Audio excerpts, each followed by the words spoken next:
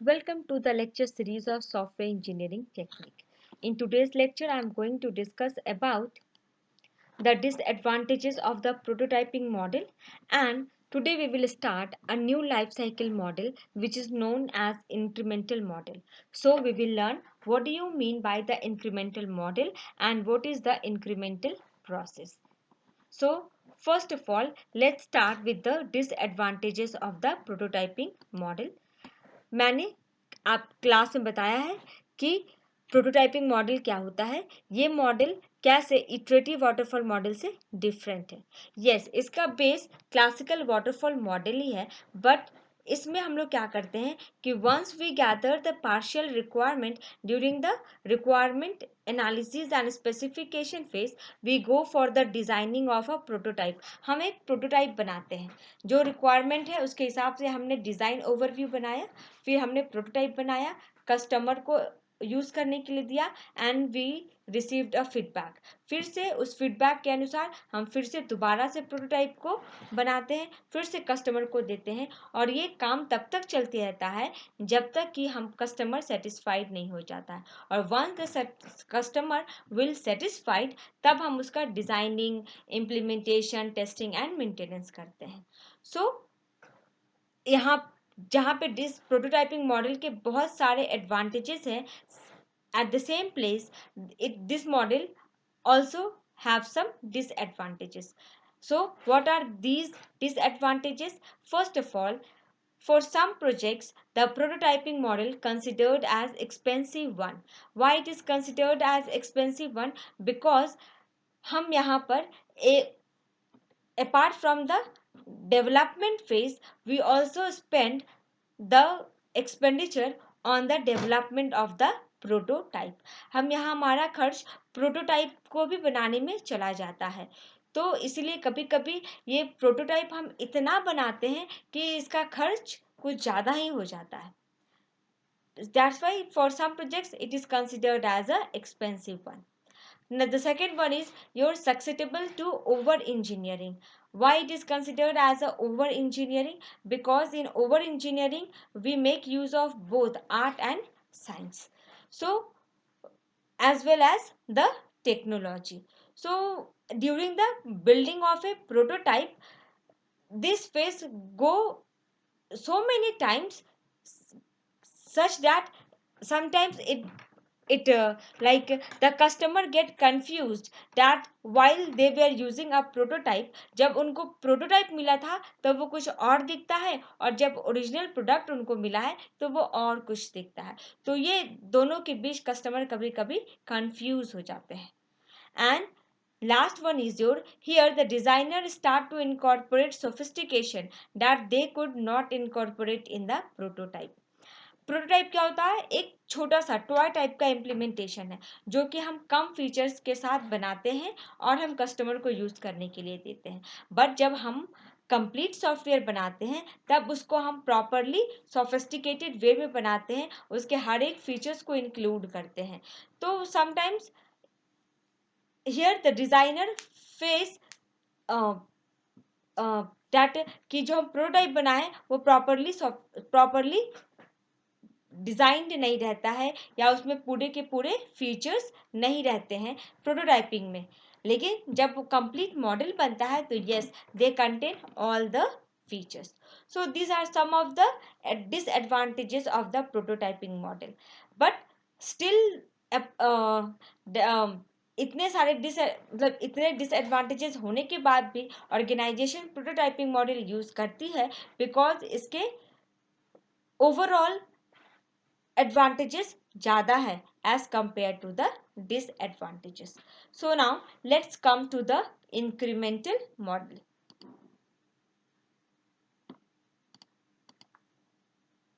Now, first of all, what do you mean by the incremental model? Let's see the key characteristics of the incremental model. It builds the system incrementally. It consists of a planned number of iteration and each iteration produces a working program. It means that in incremental model we deliver the different version of the system. इससे पहले हमने क्या देखा है prototyping model में, नहीं तो iterative waterfall में हमने कोई वर्जन नहीं दिया, हमने एक ही बार में कंप्लीट सॉफ्टवेयर बनाकर लोगों को यूज करने के लिए दिया है और मेंटेनेंस के टाइम पर हम उसमें एरर्स रिमूव करते हैं, उसको अपडेट करते हैं, उसका हार्डवेयर अपडेट करते हैं. बट इंक्रीमेंटल मॉडल क्या है कि हमने पार्शियल रिक्वायरमेंट के साथ एक सॉफ्टवेयर बनाया या हमने कोर रिक्वायरमेंट के साथ हमने प्रोजेक्ट बनाया और हमने कस्टमर को यूज करने के लिए दिया. टाइम के साथ उसमें हम मॉडिफाई करते जाते हैं और फिर से कस्टमर को यूज करने के लिए देते हैं. तो every time customer get a new version of the system.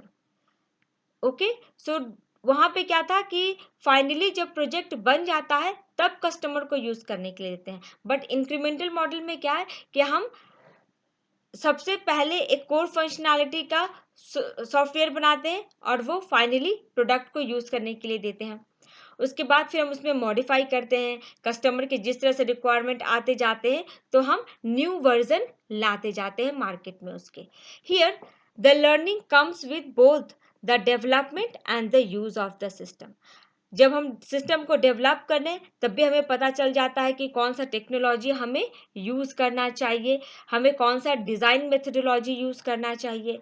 और साथ में जब कस्टमर उसको यूज़ कर रहा होता है तो वो भी अपना फीडबैक देता है कि ये रिक्वायरमेंट मिसिंग है या यहाँ पर ये हम एरर हमें मिल रहा है. Also, in this incremental model, it starts with the simple implementation of the subset of the software requirement and it iteratively enhance the evolving sequence of version. It means that कि हम यहाँ पर partial requirement के साथ initiate करते हैं, हम complete soft start करते हैं जहाँ पे हमारे पास पूरा कंप्लीट रिक्वायरमेंट नहीं है, हमने बस कोर रिक्वायरमेंट को फाइंड आउट कर लिया है, उसके हिसाब से हमने डिज़ाइन बनाया, कोडिंग किया, टेस्टिंग किया और हमने कस्टमर को यूज़ करने के लिए दे दिया. अब जब कस्टमर का हमारा फीडबैक आया है तो उसके हिसाब से फिर से हमने रिक्वायरमेंट इंक्लूड कर लिया, फिर से उसके ऊपर डिज़ाइनिंग की, फिर से कोडिंग किया, फिर से ऊपर टेस्टिंग किया.